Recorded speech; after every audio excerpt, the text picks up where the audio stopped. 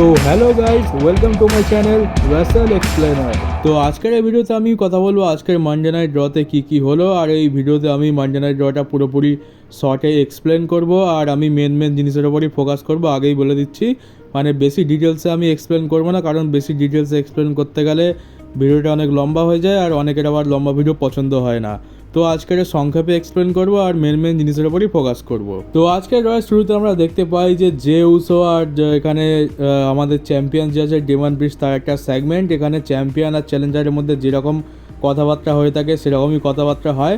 যে উসো বলে দেয় যে ব্যাকল্যাশে আমি তোকে হারিয়ে নতুন চ্যাম্পিয়ন হয়ে যাবো, আর ডেমন প্রিস্ট এটা বলে দেয়, সে তো একজন হিল ক্যারেক্টার, তাই সে তার মতোভাবেই জবাব দেয় যে আমি আমার চ্যাম্পিয়নশিপ রিটেন করে নেবো, যে উসো কোনো ব্যাপারই নয়।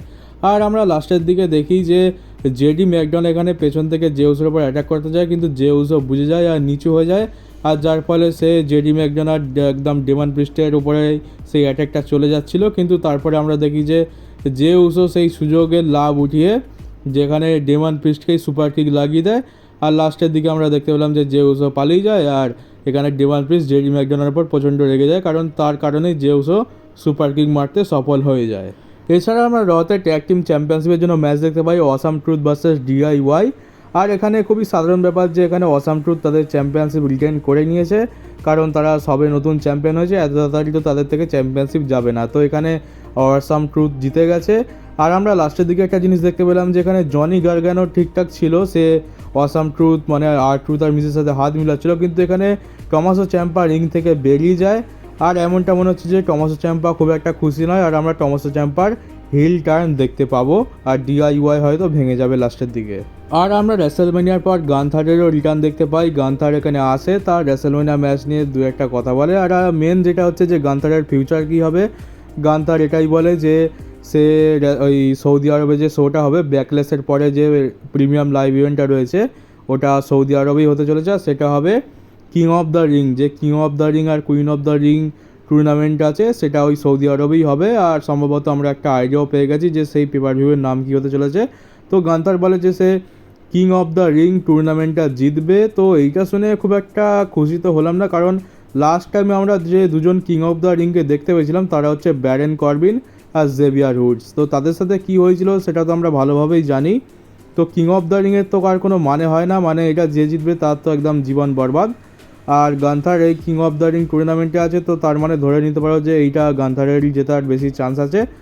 আর আশা করবো যে গান্থারের সাথে হয়তো ভালো কিছু হবে। ভিন্স ম্যাকম্যানের যুগে কিং অফ দ্য রিংয়ের তো কোনো ভ্যালু ছিল না, তবে ট্রিপল এইচের যুগে হয়তো কিং অফ দ্য রিং কোনো একটা ভালো ভ্যালু অ্যাড করতে পারে। তো দেখা যাক এখন কি হয়, গান্থার হয়তো কিং অফ দ্য রিং জিততে পারে। তো এইটা সে অ্যানাউন্স করে, তারপর আমরা দেখি যে নিউ ডে এখানে সে গান্থারকে ইন্টারাপ্ট করে দেয়, আর তারপরে এখানে ইম্পিরিয়াম ভার্সেস নিউ ডের ম্যাচ আমরা দেখতে পাই। তো এই ম্যাচটা বেশ কিছুক্ষণ চলে, আর লাস্টের দিকে আমরা দেখি যে এখানে ইম্পিরিয়ামকে নিউ ডে হারিয়ে দিয়েছে। আর তারপরে একটা শকিং জিনিস আমরা দেখতে পেলাম, সেটা হলো যে এখানে লুডভিগ কাইজার জিওভানি ভিঞ্চির উপর অ্যাটাক করে দিয়েছে, আর এখানে ইম্পিরিয়ামও বলতে গেলে প্রায় ভেঙেই গেছে। প্রথমে আমরা ডিআইওয়াই এর মধ্যে ফাটল দেখলাম, আর এখন ইম্পিরিয়ামের মধ্যে। তো এখানে জিওভানি ভিঞ্চির উপর খুবই বাজেভাবে এখানে লুডভিগ কাইজার অ্যাটাক করে, আর আমরা সম্ভবত এখানেই ইম্পিরিয়ামের শেষ দেখতে পাই। আর তারপরে দেখি যে লুডভিগ কাইজার ব্যাক স্টেজ যায় যেখানে গান্থার দাঁড়িয়েছিল, আর আমরা এটা জানতে পারি যে গান্থারই বলেছে এখানে জিওভানি ভিঞ্চির উপরে অ্যাটাক করতে লুডভিগ কাইজারকে। তো গান্থার নিজেই ইম্পিরিয়ামকে পুরোপুরি ভেঙে দিয়েছে। আর এরপর হয়তো আমরা জিওভানি ভিঞ্চির সাথে লুডভিগ কাইজারের একটা ফিউড দেখতে পাবো, ছোটোখাটো ফিউড। তো সেটা তো হওয়ারই কথা, কারণ এখানে লুডভিগ কাইজার যেহেতু অ্যাটাক করেছে, তো একটা ম্যাচ তো এদের দুজনের মধ্যে হবেই। আর আমরা রতে এখানে ড্রু ম্যাকিন্টায়ারের একটা প্রোমো সেগমেন্টও দেখতে পাই। সে ওই সিএম পাঙ্কের ব্যাপারেই বলছে যে তার জন্য সে রেসেলমেনিয়াতে হেরে গেল, তারপরে অপরচুনিটিও চলে গেল ব্যাকল্যাশে লড়ার জন্য। তো সিএম পাঙ্কের ব্যাপারেই বলছিল, আর দেখতে গেলে ড্রু ম্যাকিন্টায়ারের সাথে তো এটা হওয়ারই ছিল, কারণ সিএম পাঙ্কের পেছনে তো ড্রু ম্যাকিন্টায়ার কম লাগেনি। আর সিএম পাঙ্ক এমন একজন লোক, সে সহজে কাউকে ছেড়ে দেয় না, সে ডাব্লিউডাব্লিউকেই ছাড়েনি, ড্রু ম্যাকিন্টায়ারকে কী ছাড়বে। তো এখানে সেই বিষয়ে কথা বলছিল। আর আমরা এখানে দেখতে পাই যে ড্রু ম্যাকিন্টায়ারকে ইন্টারাপ্ট করে তারই বেস্ট ফ্রেন্ড মানে সেইমাস। তো এখানে সেইমাস আসে, আর এদের মধ্যে টুকটাক একটু কথা হয়। আর সেইমাস ড্রু ম্যাকিন্টায়ারকে বলে, আরে তোর এটা কী অবস্থা হয়েছে, তুই কী ছিলিস আর কী হয়ে গেছিস, মানে ড্রু ম্যাকিন্টায়ারের ক্যারেক্টার চেঞ্জেরই কথা বলছিল। আর তারপরে এখানে ড্রু ম্যাকিন্টায়ার উল্টে সেইমাসকে বলে, আরে তুই কী হয়ে গেছিস, তুই তো একদম ফুলে ফেঁপে উঠেছিস। মানে সেইমাস আগে সিক্স প্যাকওয়ালা আর বডি সডিওয়ালা ছিল, আর এখন সেইমাস ভুঁড়িওয়ালা সেইমাস হয়ে গেছে, সেটার ব্যাপারেই বলছে। আর এটা নিয়ে আমরা সোশ্যাল মিডিয়াতে সেমাসকে ট্রোল হতেও দেখেছি যে সেমাস আগে পুরো সিক্স প্যাক ওলা সুন্দর চেহারা ছিল আর এখন ভুঁড়ি নিয়ে চলে এসছে সেমাস। তো সেটা খুব একটা বড় ব্যাপার নয়। আর এবারে ড্রু ম্যাকিন্টায়ার সেমাসকে বলে যে তোর ম্যাচ আগে কী হতো, banger after banger after banger, আর এখন তুই বার্গার হয়ে গেছিস, মানে বার্গার যেন একটা খাবার, একদম গোলমটল খাবার। তো সেমাসকে বার্গারের সাথে তুলনা করে দিয়েছে, তো ব্যাঙ্গার আফটার ব্যাঙ্গার থেকে এখন বার্গার আফটার বার্গার হয়ে গেছে সেমাস। তো এই একটা ফানি জিনিস আমরা দেখতে পেলাম, সে ড্রু ম্যাকিন্টায়ার সেমাসকে বলল। আর দেখতে গেলে যে সেমাসের আগের যে চেহারাটা ছিল সেটাই বেশি সুন্দর দেখতে লাগছিলো, একদম সিক্স প্যাক থাকতো, তারপরে বেশ ভালো বডি সডি থাকতো। আর এখন সেমাস একটু বলতে গেলে একটু গোলমলু টাইপের ভুঁড়িওয়ালা সেমাস হয়ে গেছে, তাও কোনো সমস্যা নেই, কারণ তাতে তার পারফরমেন্সের তো খুব একটা কিছু আমরা পার্থক্য দেখতে পেলাম না। কারণ এরপরে আমরা সেমাসের সাথে শিনস্কে নাকামোরার একটা ম্যাচ দেখতে পাই, যেখানে রিং সাইডে ড্রু ম্যাকিন্টায়ারও ছিল। আর প্রত্যেকবারের মতো আমরা এবারেও সেমাসের তরফ থেকে একটা ভালো পারফরমেন্স দেখতে পেলাম। তো যায় আসে না তার সিক্স প্যাক আছে না ভুঁড়ি আছে, তো সেমাসও এই ম্যাচটা খুব ভালোভাবে লড়লো, আর এই ম্যাচটায় অফকোর্স সেমাস জিতে যায়।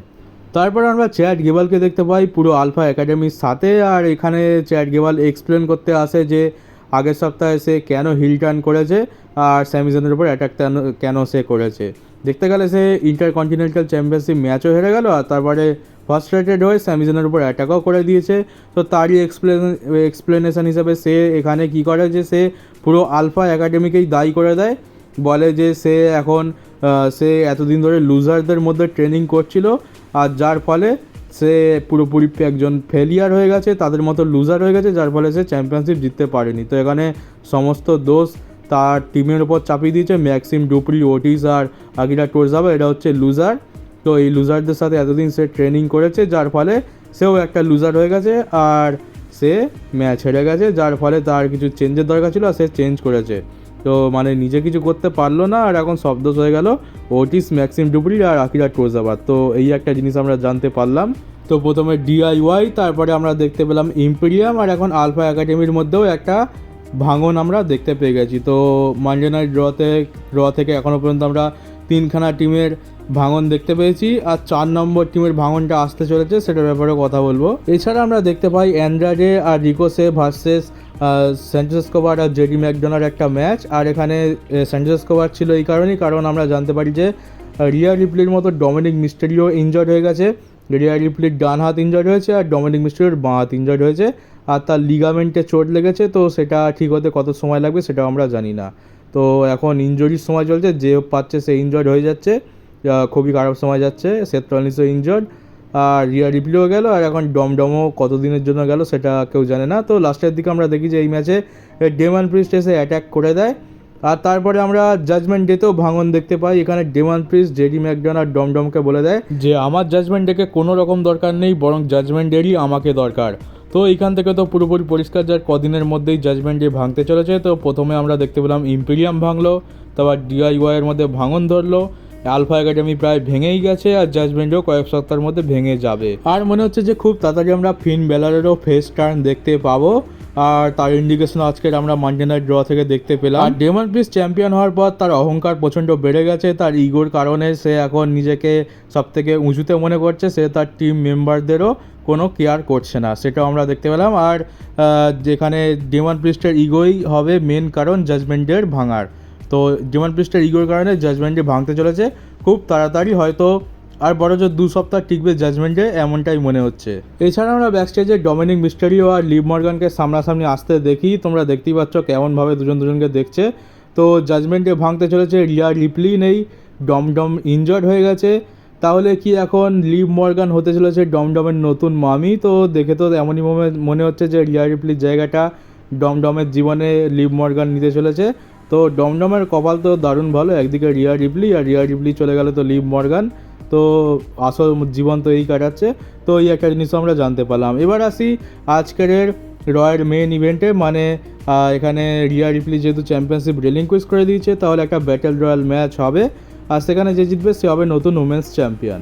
তো ম্যাচের মধ্যে বেশি ডিটেলসে যাওয়ার দরকার নেই, এখানে বেকি লিঞ্চ এই ম্যাচটা জিতে গেছে, আর বেকি লিঞ্চ হয়ে গেছে নতুন ওয়ার্ল্ড উমেন্স চ্যাম্পিয়ন। আমি চেয়েছিলাম যে নায়া জ্যাক্স হোক, কারণ যেটা আমরা রিসেন্ট টাইমে ডাব্লিউডাব্লিউতে দেখেছি যে রিয়া রিপ্লি পুরো ওমেন্স ডিভিশনকে ডমিনেট করে, আর নায়া জ্যাক্স এমন একজন স্টার যে রিয়া রিপ্লিকেও ডমিনেট করে। তো আমার মনে হয় রিয়া রিপ্লির পরে যদি কেউ ডিজার্ভ করে এই চ্যাম্পিয়নশিপটা সেটা হচ্ছে নায়া জ্যাক্স, কিন্তু কী আর বলবো, এখানে নায়া জ্যাক্স জেতেনি। বেকি লিঞ্চ জিতেছে, তাতেও কোনো প্রবলেম নেই, তবে আমার মনে হয় নায়া জ্যাক্স জিতলে বেশি ভালো হতো। তাও এখানে নতুন চ্যাম্পিয়ন হয়ে গেছে বেকি লিঞ্চ। তো এই ছিল আজকের মানডে নাইট র। কেমন লাগলো তোমরা কমেন্ট বক্সে জানিও। আজকের মানডে নাইট রটা তো পুরো ভাঙনের র ছিল, মানে যে 4খানা ফ্যাকশন টোটাল ভাঙতে দেখলাম আমরা। দুটো তো ভেঙেই গেছে, আর দুটো আর কয়েক দিনের মধ্যে, মানে কয়েক সপ্তাহের মধ্যে ভেঙে যাবে। তো এই ছিল আজকের রয়ের রিভিউ ভিডিও। একটু শর্টে কমপ্লিট করে দিয়েছি, কারণ যদি এক্সপ্লেন করি তো এইটা কম করে হলো 17 থেকে 18 মিনিটের ভিডিও হয়ে যাবে। তো সেটা আমি চাই না, তোমরাও চাও না। তো কেমন লাগলো কমেন্ট বক্সে জানিও, আর নতুন চ্যানেলটাকে সাবস্ক্রাইব করে নোটিফিকেশন বেলটাকে অবশ্যই অন করে দিও। তো চলো গাইজ, দেখা হচ্ছে তোমাদের সাথে আমার পরের WWE নিউজ ভিডিওতে।